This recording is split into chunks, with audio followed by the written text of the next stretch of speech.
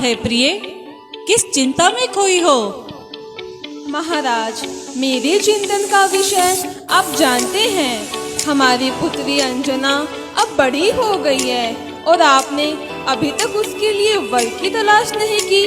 क्या बात है महाराज? बेटी का पिता क्या आराम की नींद सो सकता है? मैंने उसके लिए अनेक जगह अनेक योग्य राजवर ढूंढने की कोशिश की, पर अभी तक उसके लिए कोई योग्य राजवर नहीं मिला। जय हो महाराज की। कहो दूत, क्या शुभ समाचार लाए हो? हाँ महाराज, मैं लाया हूँ एक विद्याधर राजा हिरण्य का चित्र। कुमार गुण और कलाओं से सभी में राजकुमारी अंजना के योग्य हैं। ये लीजिए महाराज चित्र। महारानी जी, जरा ये चित्र तो देखिए। बहुत सुंदर है महाराज, हम अपनी शुरुआत कर सकते हैं। जाके ज्योतिषी को बुला लाओ। जो आज्ञा महाराज। ज्योतिषी जी महाराज बुला रहे हैं।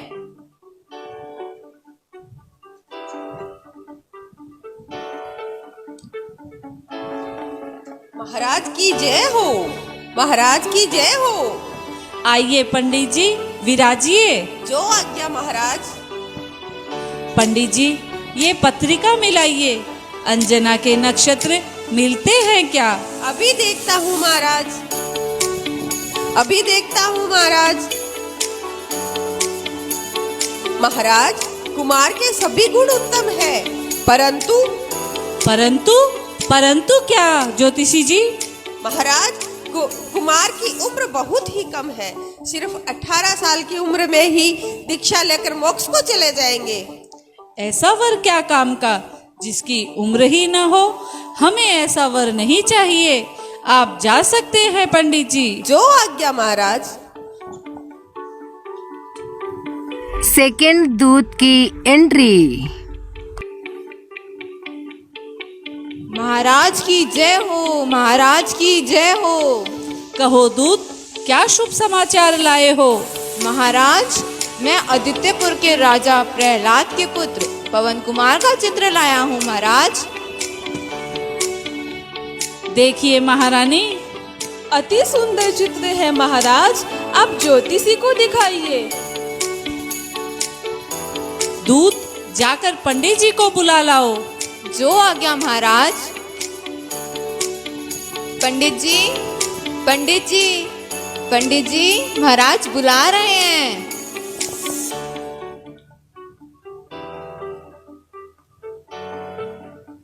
महाराज की जय हो, महाराज की जय हो। आइए पंडित जी, विराजिए।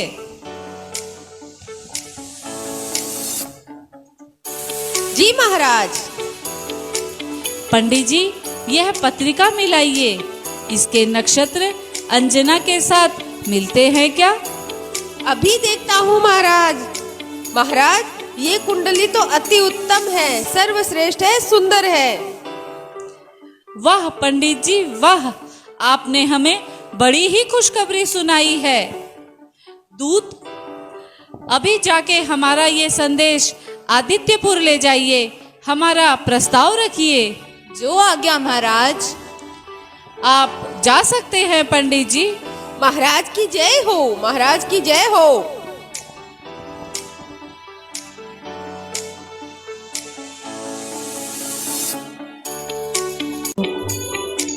दूत आदित्यपुर जाता है।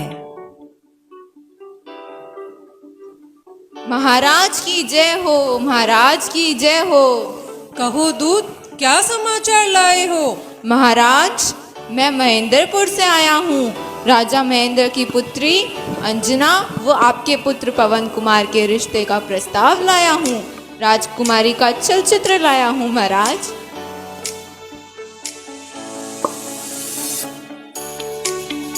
हमें ये प्रस्ताव स्वीकार है। राजा महेंद्र से कहना, आज से तीसरे दिन मानसरोवर पर विवाह का कार्य संपन्न होगा। राजा महेंद्र को कहो, शीघ्र ही विवाह का कार्य आरंभ किया जाए। जैसी आज्ञा महाराज। दूत, यह खबर सुनकर हमारा मन अति प्रसन्न हुआ है। ये लीजिए हमारी तरफ से उपहार। धन्यवाद महारानी, धन्यवाद। महाराज की जय हो, महाराज की जय हो। प्रस्ताव स्वीकृति का शुभ समाचार लेकर दूत फिर से महेंद्रपुर दरबार पहुंचता है। देखिए महेंद्रपुर दरबार का सुंदर दृश्य। महाराज की जय हो, महाराज की जय हो।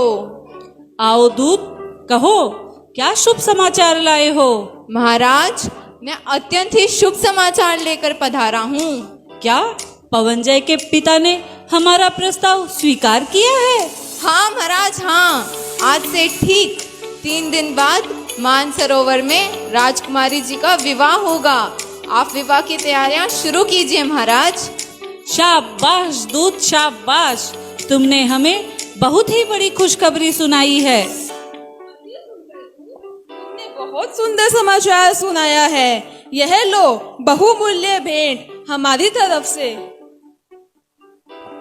धन्यवाद महारानी, धन्यवाद। सारी नगरी में घोषणा करवा दो, अंजना के विवाह के मंगल गीत गाए जाएं।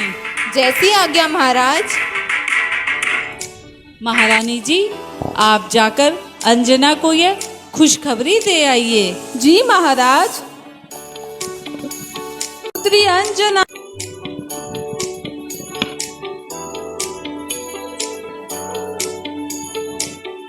जी माता जी। तुम्हारी सगाई आदित्यपुर के राजकुमार पवन अंजय से तय हो गई है। शादी की तैयारियां भी शुरू हो गई है। बहुत बहुत बधाई हो पुत्री। प्रणाम माता जी। सदा खुश रहो।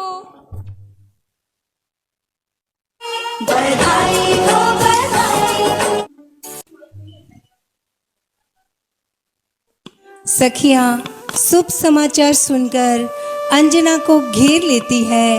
हंसी ठिठोली करते हुए अंजना की चारों सखियां उसे बधाई देती हुई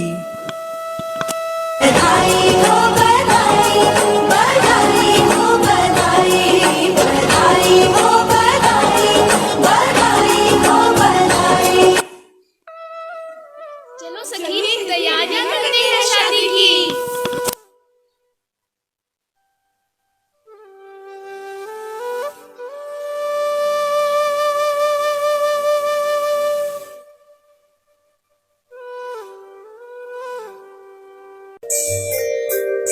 दूत, दूत।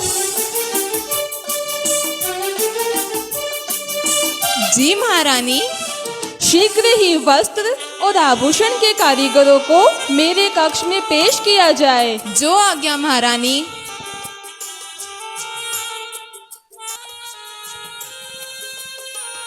आगे देखिए, आदित्यपुर राजमहल में भी खुशियों का माहौल है। देखिए आदित्यपुर राजमहल का सुंदर दृश्य। राजा प्रहलाद एवं रानी केतुमती अंजना की तस्वीर को निहारते हुए।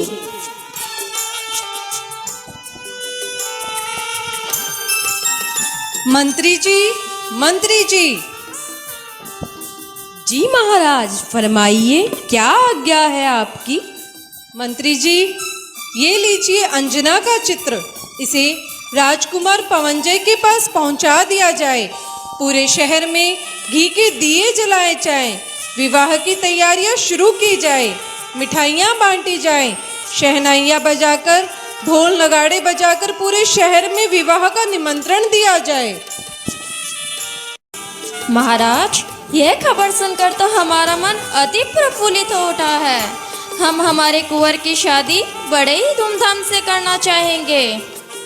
अवश्य महारानी। महाराज चलिए, विवाह की ढेर सारी तैयारियां करनी है हमें। चलिए महारानी। चलिए महाराज। मंत्री प्रहस्ती वहीं खड़े खड़े चित्र को निहार रहे हैं, मंद मंद मुस्कुरा रहे हैं। तभी राजकुमार पवनजय का आगमन होता है। क्या बात है मित्र, आज तुम बड़े ही खुश दिखाई दे रहे हो। ओहो महाराज, आज तो मेरी खुशी का कोई ठिकाना ही नहीं है। ये देखिए आपकी होने वाली युवरानी का चित्र, और इन्हीं के साथ आज से 3 दिन बाद आपका विवाह होने वाला है। क्यों मित्र, कैसी लगी तुम्हें युवरानी? वाह वाह, क्या कहना, ऐसी सुंदरता किसी औरत की हो भी सकती है। ये तो मानो कोई देवी का अवतार है, साक्षात इंद्राणी है, इंद्राणी। मित्र 3 दिन, अब मेरी तो आंखें तरस गई इस युवरानी को देखने के लिए। युवराज, इतना उतावलापन क्यों? केवल 3 ही दिन की तो बात है, अब नहीं तब देख लेना। मित्र 3 दिन बहुत लंबे होते हैं, मैं तो 3 घंटे भी इसे देखे बिना नहीं रह सकता। मित्र शीघ्र विमान निकालो, हम अभी जाएंगे राजरानी को देखने। ठीक है युवराज, जैसी आपकी आज्ञा, चलिए।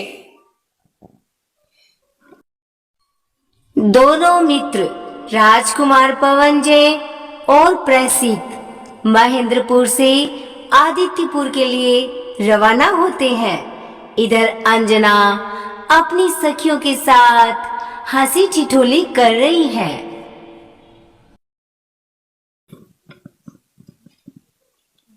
अंजना, रसगुल्ले खिलाओ, रसगुल्ले। अरे सखी, रसगुल्ले नहीं, हम तो चमचम खाएंगे, चमचम। तुम कितनी सौभाग्यशाली हो, तुम्हें कुमार पवनजय जैसे पति मिल गए हैं। तुम क्या बात कर रही हो सखी, तुम्हारी जोड़ी तो मेघ कुमार के साथ है, वो लाखों करोड़ों में एक है। अरे तुम क्या बात कर रही हो, मोक्षगामी होने से क्या होता है, उनकी आयु भी तो कम है। अरे सखियों, छोड़ो इन सब बातों को, चलो हम बगीचे में चलते हैं। अंजना को मौन देखकर कुमार पवनजय आग बबूला हो उठते हैं।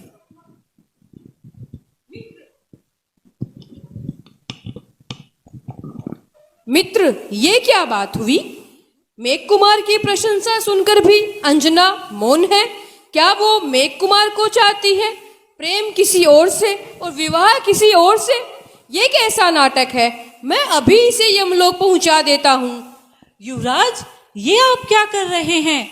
शांति से काम लीजिए, ऐसी सती पर ऐसा लांछन मत लगाइए। मित्र तुम्हारी नजरों में जो सती है, मेरी दृष्टि में वो पापिनी है, पापिनी।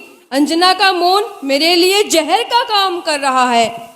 युवराज, शांति से काम लो, चलो कुछ दूर जाकर चिंतन करते हैं, दीवारों के भी कान होते हैं। मित्र ऐसी सोने की कटाई किस काम की, जो स्वयं को भी ना काटती हो? मैं अंजना के साथ विवाह कदापि नहीं करूंगा।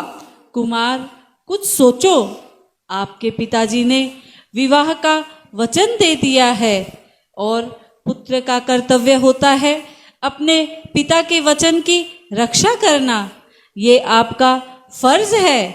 पुत्र तो अपने पिता की रक्षा के लिए, उनके वचन के लिए जान तक दे सकता है। ये आपका फर्ज है, आप उनके वचन की रक्षा करें। आपको अंजना को स्वीकार करना ही होगा।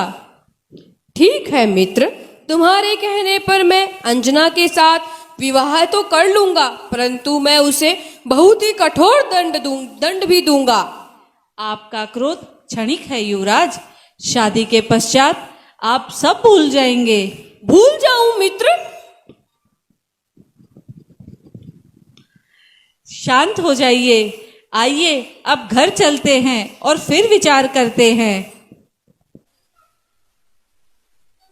ठीक तीसरे दिन मानसरोवर के रमणीय स्थान पर खूब धूमधाम से राजकुमार पवनजय एवं राजकुमारी अंजना का पाणी ग्रहण संस्कार संपन्न होने जा रहा है। आइए देखते हैं। तेरे द्वारे पे आई बारात, वो तेरे द्वारे पे आई बारात। प्रेम के मोती लुटा दे, मैंने नैन स्वागत में बिछा दे, प्रेम के मोती लुटा दे, नैन स्वागत में बिछा दे। ओम नमो अरिहंताणं नमामि वीरं नमामि गौतम ओम नमो सिद्धाणां क्षमा वीरस्य भूषणम् ओम नमो आयर्याणां अहिंसा परमो धर्मम् ओम नमो ओवज्झायाणां जैन धर्मस्तु मङ्गलम् नमो लोए सब साहोणां जैनं जयति शासनम्। अब तोड़ने वाले हैं इस अंगना को, सोना करने वाले हैं बिन चिड़िया के। पुत्री, ससुराल जा रही हो, उसकी शोभा बनकर रहना, सास ससुर की सेवा करना, अपने पति की आज्ञा का पालन करना।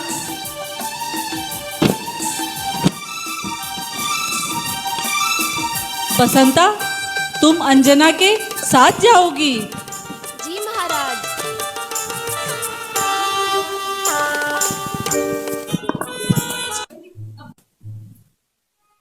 माता पिता, भाई, सखियों और पूरा परिवार अश्रु मिश्रित खुशियों के साथ अंजना को ससुराल के लिए विदा करते हैं। इधर आदित्यपुर राजभवन में राजकुमार पवनजय और युवरानी अंजना के स्वागत की तैयारियां हो रही है।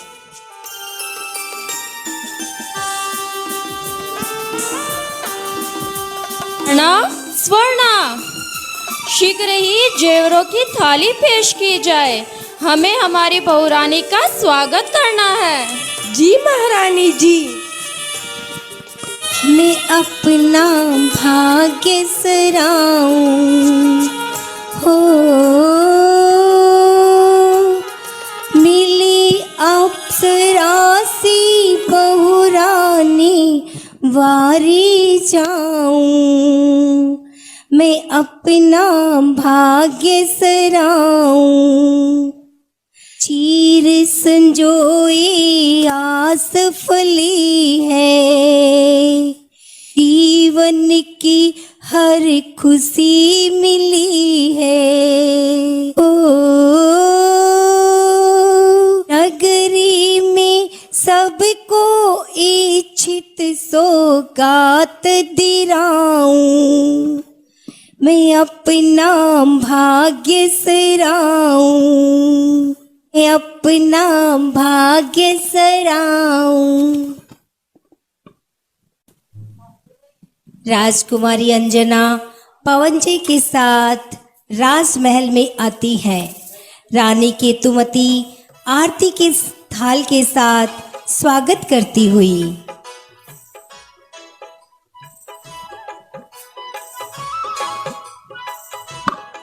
सौभाग्यवती भव बेटा। तुम दोनों की जोड़ी खुशियों से भरी रहे। स्वर्णा, स्वर्णा। जी महारानी जी। हमारी बहू को उनके कक्ष में ले जाया जाए। जी महारानी जी। पधारिए महारानी जी, मैं आपको आपका नया महल दिखाती हूँ।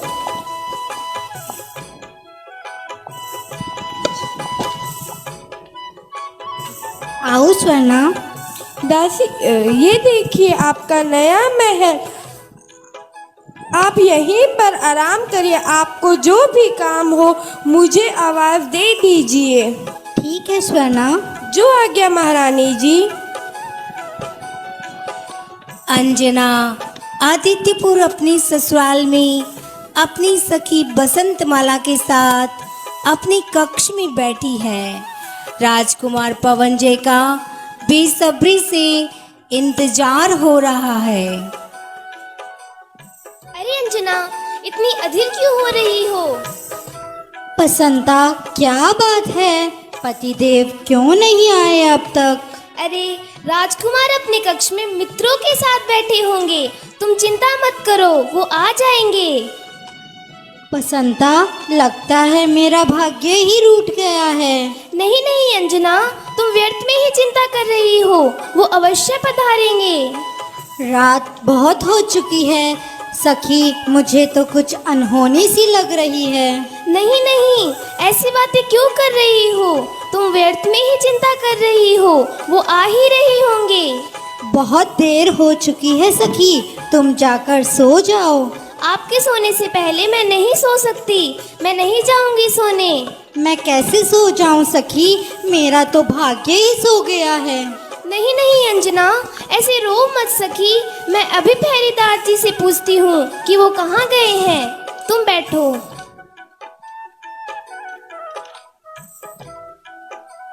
पहरेदार जी, राजकुमार अभी तक कक्ष में नहीं आए हैं। जी, वो बाहर गए हैं। तो क्या आप बता सकते हैं कि वो कब तक आएंगे? पता नहीं कब तक आएंगे, उन्होंने इंतजार करने से मना किया है। क्या इंतजार करने से मना किया है? अंजना, अंजना, क्या हुआ बसंता? हम तो लुट गए अंजना, हम तो लुट गए। क्या हुआ?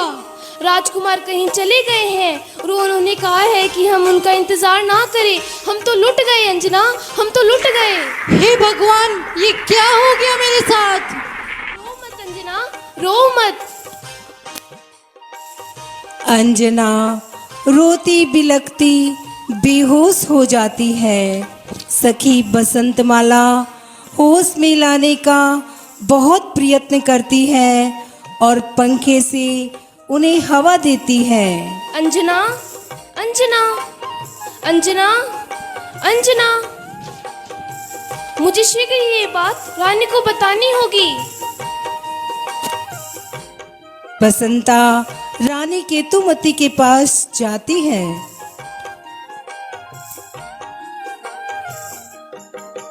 महारानी जी, एक खबर लाई हूँ। क्या बसंता? वो राजकुमारी अंजना अपने कक्ष में मूर्छित होकर गिर पड़ी है। क्या क्या बोल रही हो? राजकुमारी मूर्छित होकर गिर पड़ी है? हाँ, मैं सही बोल रही हूँ। वो राजकुमार पूरी रात कक्ष में नहीं लौटे हैं, इसलिए राजकुमारी व्यभित होकर मूर्छित होकर गिर पड़ी है। आप जल्दी मेरे साथ चलें। चलिए, तुरंत चलिए।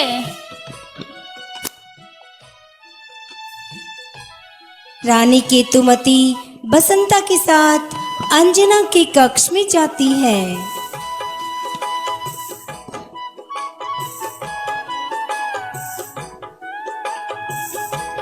बहू अंजना, बहू अंजना। पवन जी, पवन जी। रो मत बहू, मेरा पुत्र बहुत ही समझदार है, आज्ञाकारी है, कहीं उलझ गया होगा। यूं ही व्यर्थ अपने आंसू ना बहा पुत्री, यूं त्रस्त ना हो पुत्र। पवन जी शीघ्र ही पधारेगा, रो मत पुत्री, रो मत। माता जी, इसमें किसी का दोष नहीं है, ये तो सब मेरे पिछले कर्मों का ही दोष है। पुत्री, तू चिंता मत कर, मैं अभी शीघ्र जाकर पवन जी से बात करके आती हूँ। पुत्री, रो मत। ठीक है माँ जी। आओ अंजना, तुम थोड़ी देर आराम कर लो, बिल्कुल चिंता मत करो, वो आ ही रहे होंगे। दीवा स्वप्न की तरह अंजना के सारे स्वप्न टूट जाते हैं। राजकुमार पूरी रात महल लौटकर नहीं आते हैं। आइए देखते हैं कुछ समय पश्चात राजभवन में।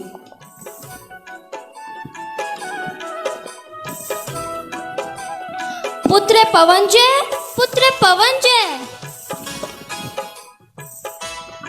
प्रणाम माताजी। पुत्र, क्या बात है, कल रात्रि आप महल में नहीं आए? देखो माँ, उस पापिनी का नाम मेरे सामने मत लो, मैं उसका चेहरा तक देखना नहीं चाहता। नहीं बेटे, ऐसी बात नहीं करनी चाहिए, ये तुम्हें कतई शोभा नहीं देती। पुत्र, बहू अंजना तो एक सती है, उस पे किसी प्रकार का वहम मत करो पुत्र। देखो माँ, आप मुझे उसके बारे में कुछ मत कहो, मैं सब जानता हूँ, वो सती है या कुसती। बेटे, ये दुनिया हमारे बारे में क्या बोलेगी? तुम इतने समझदार हो, आज्ञाकारी हो, और ऐसी अभद्र बातें अपने मुख से मत निकालो पुत्र। माताश्री, दुनिया कुछ नहीं कहेगी और आप भी मुझसे कुछ मत कहिए। मैं जा रहा हूँ राज दरबार। सुनो पुत्र, पुत्र सुनो तो पुत्र। माता, पिता और मित्रों के लाख उपाय करने पर भी पवन जी का क्रोध शांत नहीं होता है। वह अंजना की ओर आंख उठाकर भी नहीं देखते। अंजना अपनी सखी वसंतमाला के साथ अपने महल में समय व्यतीत कर रही है। एक दिन आदित्यपुर राजभवन में राजा प्रहलाद के मित्र राजा रावण का दूत राज्यसभा में बोलता हुआ प्रवेश करता है।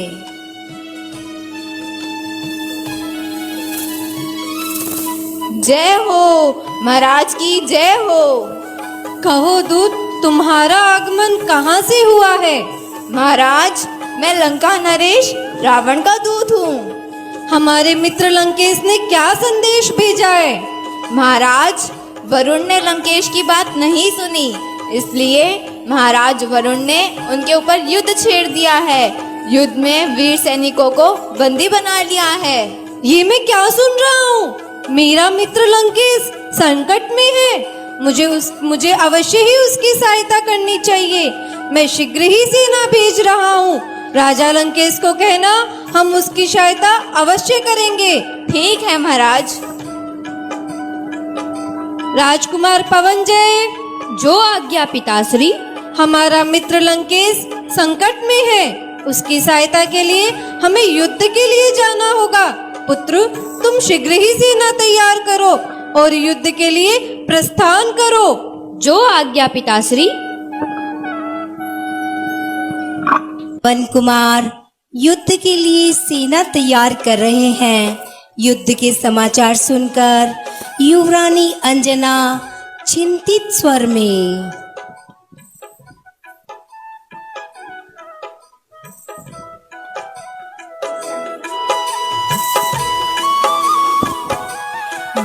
बसंता, क्या बात है? मैंने सुना है पवन जी कल युद्ध के लिए जा रहे हैं।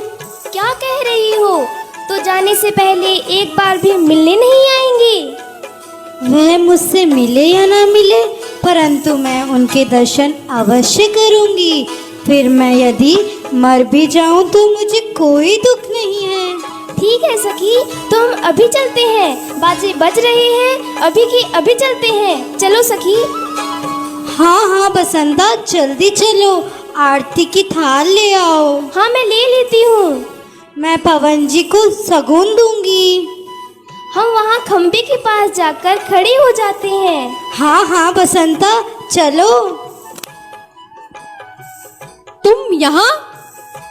स्वामी, आप सबसे मिलकर मुझसे रूठ के जा रहे हैं। ऐसी क्या बात है स्वामी? आज तक आपने मेरी खबर तक नहीं ली स्वामी। मेरा अपशगुन करने मेरे सामने आई हो, उल्टा। स्वामी स्वामी स्वामी स्वामी। चलो यहाँ से अंजना, संभालो अपने आप को। पवन जी अंजना को फटकार कर युद्ध के लिए रवाना हो जाते हैं। अंजना अपने पति के विरह में अग्नि की तरह जल रही है।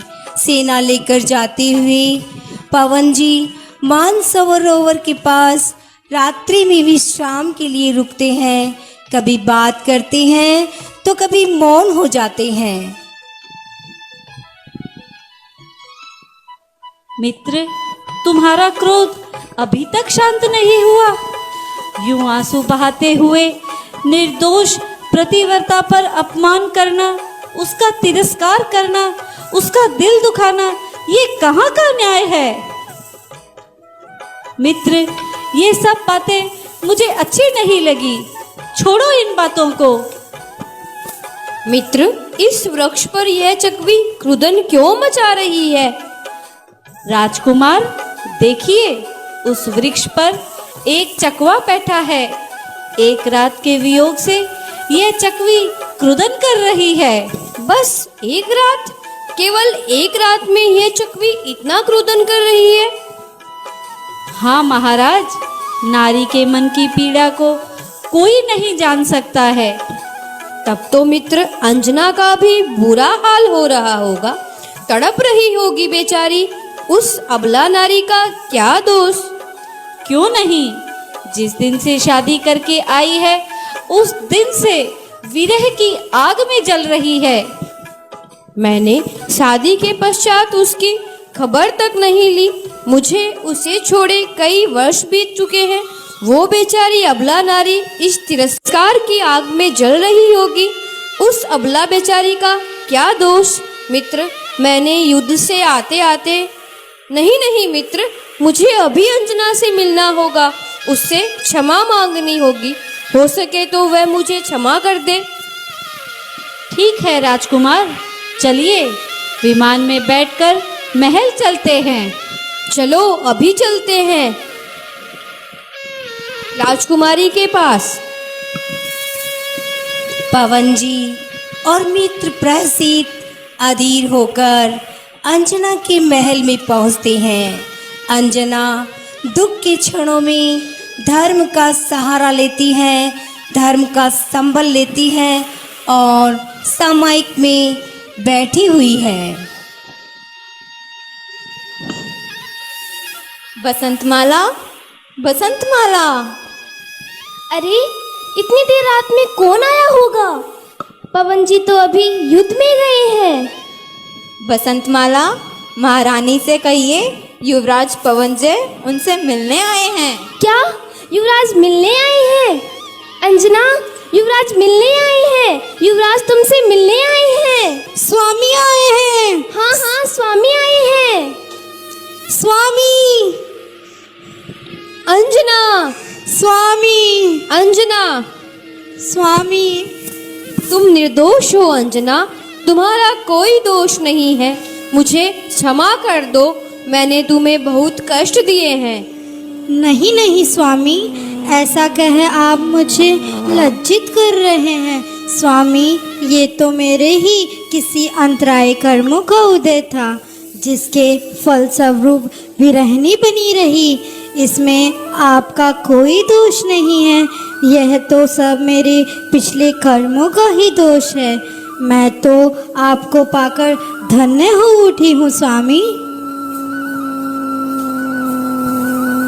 राजकुमार पवन जय और युवरानी अंजना का मिलन होता है।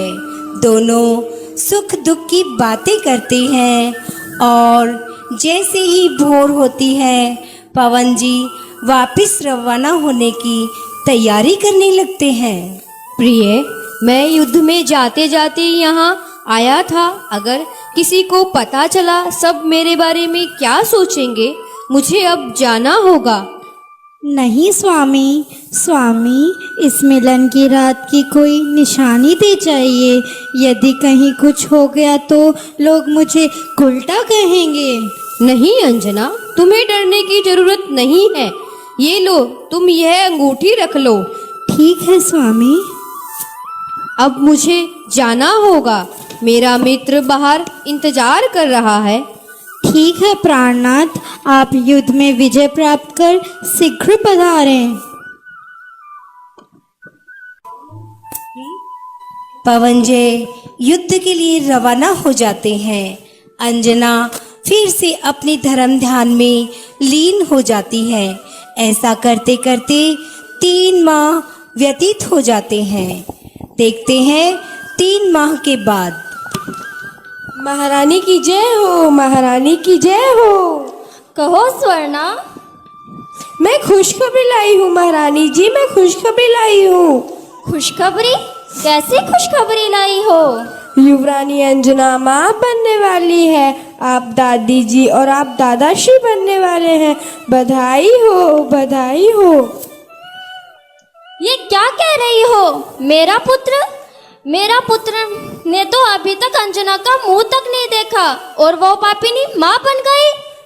मैं सच कह रही हूँ महारानी जी, मैं सच कह रही हूँ। ये कतई संभव नहीं है। क्रोधित ना हो महारानी, आप स्वयं जाइए और बात का पता लगाइए। जी महाराज, मैं स्वयं जाके इस बात का पता लगाऊंगी। चलो स्वर्णा। जो आज्ञा महारानी जी। महारानी गुस्से में पैर पटकती हुई अंजना के कक्ष में प्रवेश करती है। अंजना, बहू अंजना। प्रणाम माता जी। ये मैं क्या देख रही हूँ, क्या सुन रही हूँ? मैं समझती थी मेरा बेटा ज्ञानी है, किंतु तुम तो कुलटा हो, कुलटा। कुलटा? ऐसे मत कहो माँ, मेरा क्या अपराध है माँ? उल्टा नहीं कहूँ तो क्या कहूँ? तू जैसी पापिनी को तो उल्टा ही कहना चाहिए। दूर हो जा मेरी नजरों से, निकल जा मेरे महल से। तू जैसी उल्टा के लिए इस राज्य में कोई स्थान नहीं है। नहीं नहीं महारानी, राजकुमार आए थे, वो चोरी चोरी आए थे। मौन बसंता, ये संभव ही नहीं। मेरा कुंवर आ ही नहीं सकता। नहीं, वो आए थे, उन्होंने अपनी निशानी भी दी है और यही सत्य है। चुप हो जा सैनिकों। शीघ्र ही इन दोनों को इनके पिताश्री के यहाँ छोड़ दिया जाए और आज्ञा का पालन हो। मेरी बात तो सुनो माता, ऐसा मत करो माता। सुनने के लिए कुछ बचा ही नहीं, उल्टा कही की।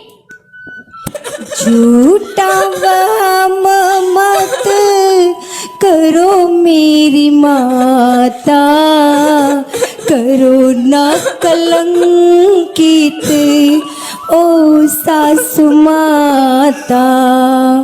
झूठा वहम मत करो मेरी माता, करो ना कलंकित ओ सासु माता।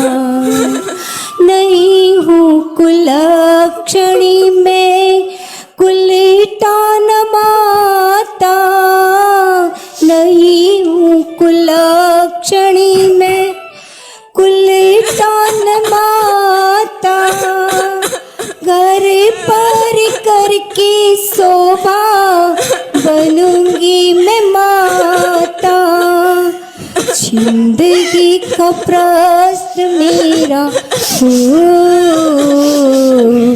जिंदगी का प्रश्न मेरा समझो ही माता ओ सासु माता। रोना कलंकित ओ सासु माता।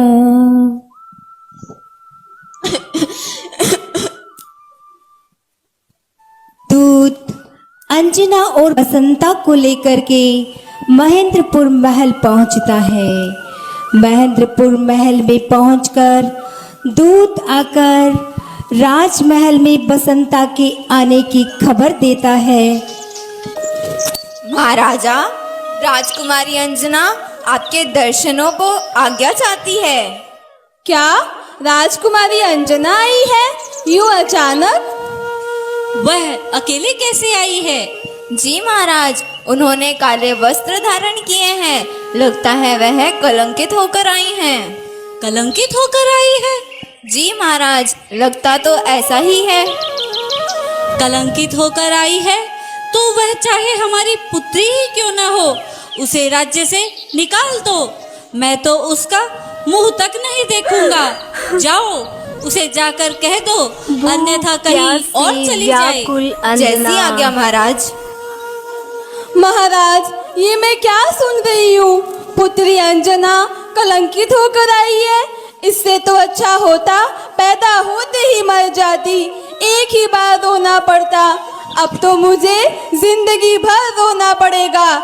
उसने मेरी कोख को संस्कारों की बलि चढ़ाई है। दोनों कुलों की कृति को कलंकित किया है। महाराज क्या करूं, कहाँ जाऊं मैं महाराज? संभालो महारानी। द्वारपाल बड़ा ही दुखी होकर महाराज का संदेश देने फिर से अंजना के पास द्वार तक आता है। राजकुमारी अंजना, महाराज ने आपको यहाँ रहने से मना कर दिया है, कहीं और चली जाएं। क्या माताजी, पिताश्री ने भी ऐसा कहा? जी रानी, ऐसा ही कहा है। अब कहाँ जाऊं मैं? घर वालों ने निकाल दिया, परिवार वालों ने ठुकरा दिया। अब कहाँ जाऊं मैं, कहाँ जाऊं? कोई ना सुने मारे किन्ने में सुनाऊं, मनड़े बाता मारे किने ने बताऊं, कोने सुने मारी किने ने सुनाऊं, 12 वर्ष तक पति देव रूठा, सास ससुरी निकाला, घरे मारा छूटा, मात पिता ना राखी, कठे अब जाऊं, कोने सुने मारी किने ने सुनाऊं, मनड़े बाता मारी किने ने बताऊं, कोने सुने मारी। प्यासी अंजना भटकती हुई वन में पहुंचती है। दोनों सखियां महेंद्रपुर से बहुत दूर सिंह की दहाड़, हाथी की चिंगाड़े, अजगर, सांप आदि की पुकार सुनकर दोनों का कलेजा कांप उठता है। वन वृक्ष के फल खाती है, झरनों का पानी पीती है और एक गुफा में अपना आश्रय बना लेती है। एक दिन एक गुफा में शेर दहाड़ता हुआ आगे बढ़ता है।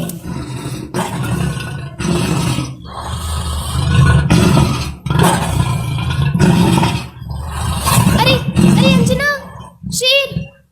अरे अरे घबराओ मत बसंता। अरे बसंता मत घबराओ। ओम नमो अरिहंताणम, ओम नमो सिद्धाणम, ओम नमो आयर्याणम, ओम नमो उवच्छायाणम, ओम नमो लोए सव्य साउणम। ऐसो पंच नमोकारो सव्य पाव पणासनो, मंगलानम च सव्य सिंह परमम हवहि मंगलम। हे वनराज, घर वालों ने मुझे निकाल दिया, झूठा कलंक लगाकर निकाल दिया। यदि मैं सच्ची सतीव्रता हूँ तो मुझे इस गुफा में विश्राम दीजिए। अरे अंजना, ये सिंह तो चला गया। चलो शीघ्र ही हम चलते हैं। हाँ बसंता, चलो। महासती अंजना की जय हो, महासती अंजना की जय हो। तुम्हारी शील निष्ठा, धर्म आस्था से मैं बहुत प्रभावित हुई हूँ। अब तुम इस गुफा में निश्चिंत होकर रह सकती हो। घबराओ मत, मैं आपकी सहायता करने आई हूँ। आप कौन है देवी? मैं इस गुफा में रहने वाली देवी हूँ। मैं तुम्हारी हर तरह से रक्षा करूँगी। तुम्हारे एक पुत्र होगा और वही तुम्हारे सारे दुख हरेगा।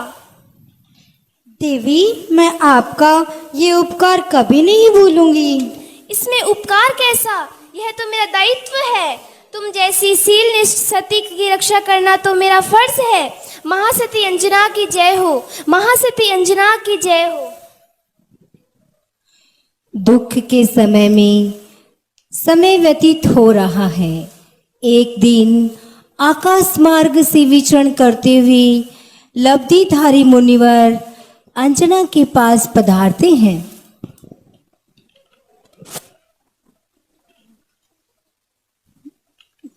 मथेन वंदामी। इस घने जंगल में कैसे भ्रमण कर रही हो? मुनिवर, ये सब तो कर्मों की कहानी है। मुनिवर, आप तो ज्ञानी हैं। आप अपने ज्ञान की कृपा से बताइए, मैंने ऐसे कौन से पाप किए हैं पिछले जन्म में जो उदय में आए हैं? पूर्व जन्म में तुम कनकपुर नरेश कनक रतन की पत्नी लक्ष्मी देवी थी। तुम्हारी तरह ही उसकी दूसरी पत्नी गंगोत्री थी। उसके प्रति कोई ईर्ष्या देश की भावना नहीं थी, परंतु एक दिन तुमने उनके पुत्र को पड़ोसी के घर छिपा दिया था। पुत्र विरह में गंगोत्री जल बिन मछली की तरह तड़पने लगी थी। आगे क्या हुआ मुनिवर? सुनो तो सही। 12 घंटे बच्चे को छुपाने से 12 वर्ष का काल योग हो गया। इस कारण तुम्हें पति का वियोग सहन करना पड़ रहा है। दासी पड़ोसी वसंतमाला थी जिसने पुत्र को अपने पास रखा। मुनिवर, 12 वर्ष तो बीत चुके हैं। सुख का सूर्य उदय कब होगा मुनिवर? निराश होने की आवश्यकता नहीं है अंजना। 12 वर्ष व्यतीत हो गए हैं। यह बच्चा देवलोक से आयुष पूर्ण कर तुम्हारे गर्भ में आया है और यह तुम्हारे कुल का नाम रोशन करेगा। कृपा कराइए मुनिवर, कृपा कराइए। इसी तरह दिन व्यतीत होते रहते हैं। कुछ दिनों के पश्चात एक सुंदर बालक का जन्म होता है।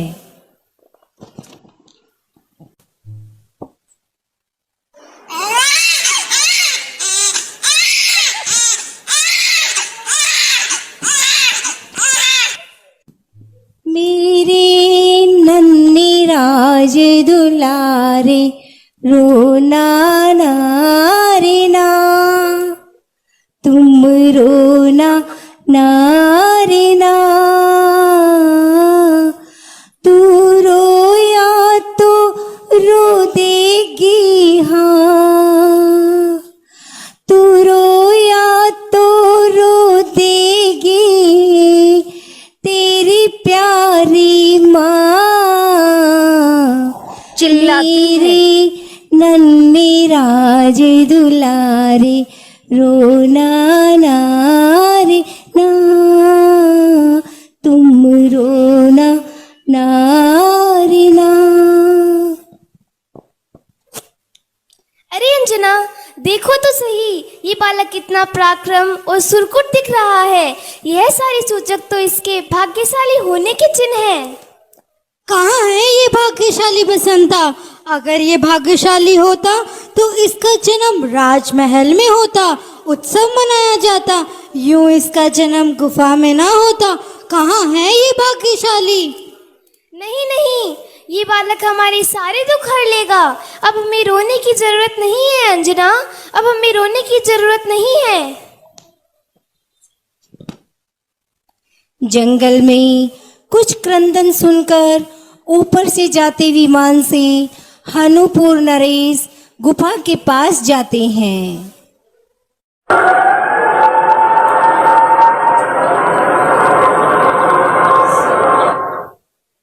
इस विशाल जंगल में कौन नारी रो रही है? कैलाश से नीचे उतरकर देखना चाहिए। तुम कौन हो? मैं हनुपुर का राजा चित्रवान का पुत्र विद्याधर हूँ। आपके रोने की आवाज़ सुनकर आपके पास आया हूँ। मेरा परिचय पाकर आप क्या करोगे? मैं तो दुखी हूँ। मेरा परिचय पाकर आप भी दुखी हो जाओगे। नहीं, जो कुछ है मुझे बताओ। मैं महेंद्रपुर राजा के पुत्री अंजना हूँ। अंजना, अंजना, तुमने मुझे नहीं पहचाना? मैं तुम्हारी माँ का सगा भाई हूँ। प्रणाम मामा जी। तुम्हारी ऐसी हालत किसने कर दी है? नहीं ये बेटी, तो मेरे अपने पिछले कर्मों का ही दोष है। मैं अन्याय कभी सहन नहीं कर सकता। नहीं मामा जी नहीं, हम तो इसी जंगल में रहेंगे। मैं तुम्हें राजमहल लेकर जाऊंगा। बैठो विमान पर। ठीक है मामा जी। अंजना बसंतमाला के साथ अपने मामा जी के विमान में बैठ जाती है। बालक हनुमान उसकी गोद में हनुपुर की ओर अग्रसर होते हैं। विमान के ऊपर मोतियों का झुमका देख बालक उसकी ओर उछल पड़ता है। वह उड़ते हुए विमान से बालक नीचे गिर जाता है। अंजना सिसक सिसक कर, बचाओ बचाओ मामा जी, मेरे बच्चे को बचाओ। बसंता, मेरे लल्ले को बचाओ, बचाओ बचाओ। बसंता, मामा जी मेरे लाल को बचाओ। चिंता मत करो बेटी, अभी विमान को रोकता हूँ। देखो बेटी, तुम्हारा लाल। ओ मेरा लाल, ओ मेरा लाल, मेरा लाल। अंजना, बसंता और पूरी सेना बालक मामा जी के साथ हनुपुर नगरी में पहुंचते हैं। मेरा बालक बड़ा होनहार है। यह बड़ा शक्तिशाली है, वीर है। यह पहली बार हनुपुर आया है। उसका नाम महावीर हनुमान महावीर है। हनुमान, मेरा बालक हनुमान, हनुमान। चलो बेटी, राजमहल चले। बेटी अंजना, मैं पंडित जी को बुलाकर इस बालक का भविष्य के बारे में पूछता हूँ। ठीक है मामा जी। सेवक, पंडित जी को बुला कर लाओ। ठीक है महाराज। पंडित जी आपको बुला रहे हैं महाराज। जय हो महाराज की, जय हो। आइए पंडित जी। महाराज, ये बालक कौन है जो आपके हाथ में है? पंडित जी, ये हमारी भांजी का पुत्र है। बताइए इसके भविष्य के बारे में। महाराज, इस बालक का भविष्य आप क्या पूछ रहे हो? महाराज, ये बालक बड़ा शक्तिशाली, वीर व महावीर है। ये शरीर से हष्टपुष्ट भी होगा। ये तो हमें भी पता है, ये बड़ा शक्तिशाली है। महाराज, इस बालक की दुनिया में हनुमान के नाम से पूजा होगी। ठीक है पंडित जी, आपके ज्योतिषी भी ठीक है। ये लीजिए हमारी तरफ से 1000 सोने की मोहरें। जय हो महाराज की, जय हो महाराज की। आदित्यपुर में पवन कुमार विजय प्राप्त कर वापस लौटते हैं। महल के द्वार बंद देखकर कुंवर जी अपनी दासी को पूछते हैं,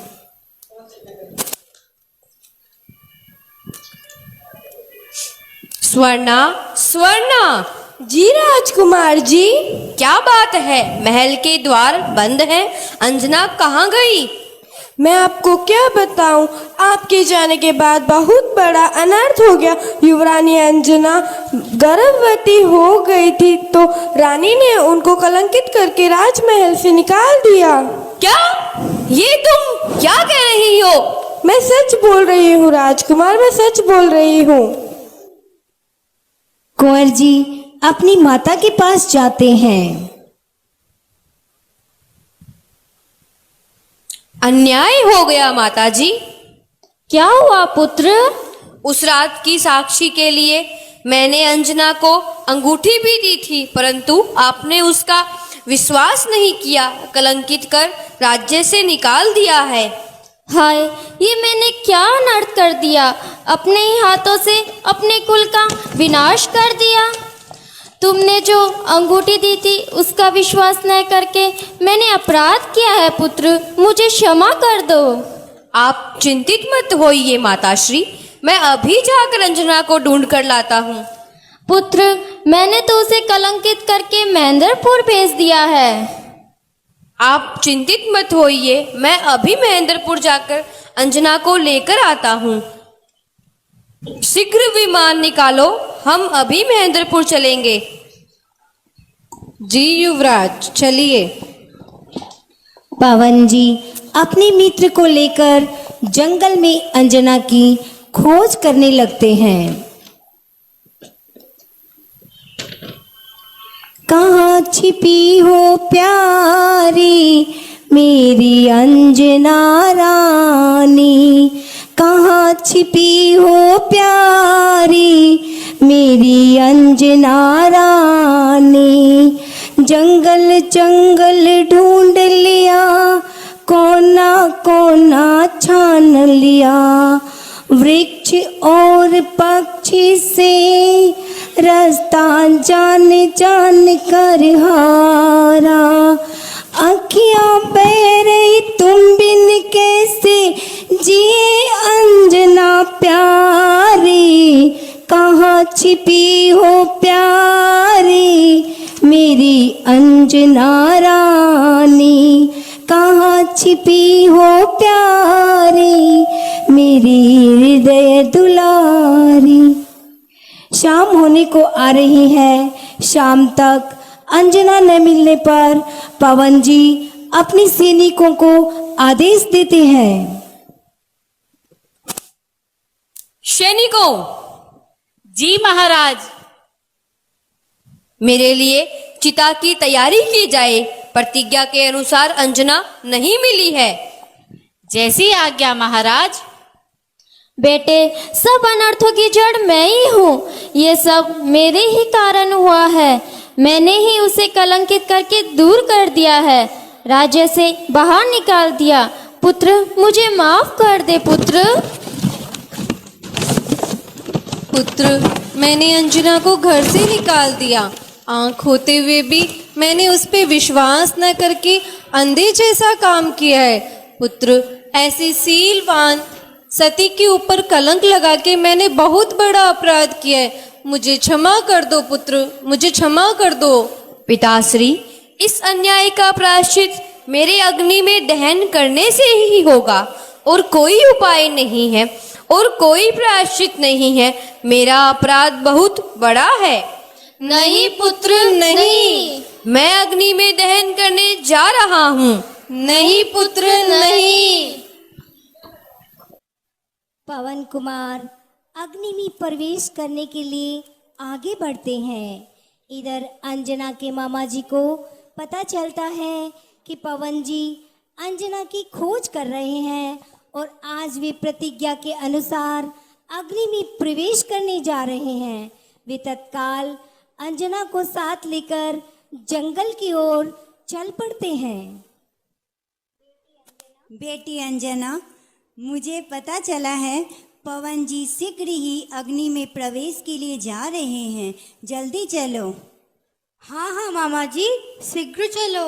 हाँ, चलो चलो पुत्री। रुको रुको, मैं आ रही हूँ स्वामी।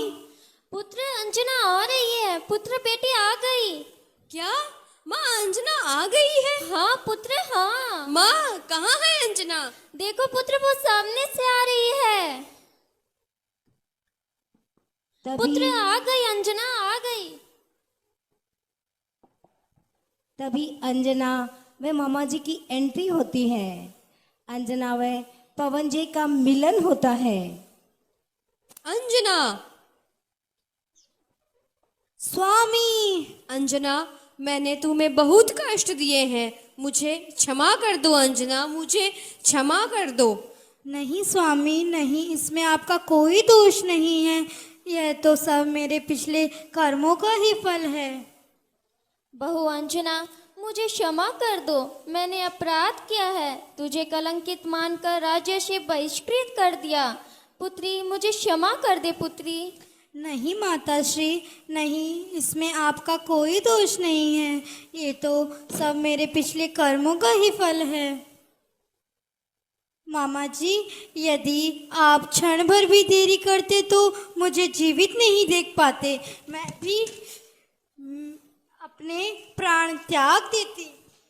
बेटी अंजना, हमारा हनुमान रखवाला है, उसके रहते हमें कुछ अनर्थ नहीं हो सकता। मुझे शीघ्र ही पता चला, अग्नि प्रवेश में सूचना मिली थी, इसीलिए मैं तुम्हें साथ ही लेकर आया हूँ। ये लीजिए आपके पुत्र हनुमान। वाह, मेरा पोता कितना होनहार है। ये बड़ा भीम है, बहादुर है, बहुत शक्तिशाली है। ये तो महावीर है, ये तो महावीर है। मामा जी, मैं आपका ये उपकार कभी नहीं भूल सकती। बेटी अंजना, ये तो मेरा कर्तव्य था। इधर से महेंद्रपुर नरेश व महारानी का प्रवेश हो रहा है। माताजी, पिताजी, प्रणाम करती हूँ। बेटी, हमें क्षमा कर दो। हमने तुम्हें घर से निकालकर बहुत बड़ा अपराध किया है। क्षमा कर दो पुत्री, हमें क्षमा कर दो। नहीं नहीं, इसमें आपका कोई दोष नहीं है। मामा जी, ऐसी शीलवती सतियों के सामने ऐसी कठिनाइयाँ आती रहती है। धन्य है जो इसने इतना कुछ समता से सहन किया।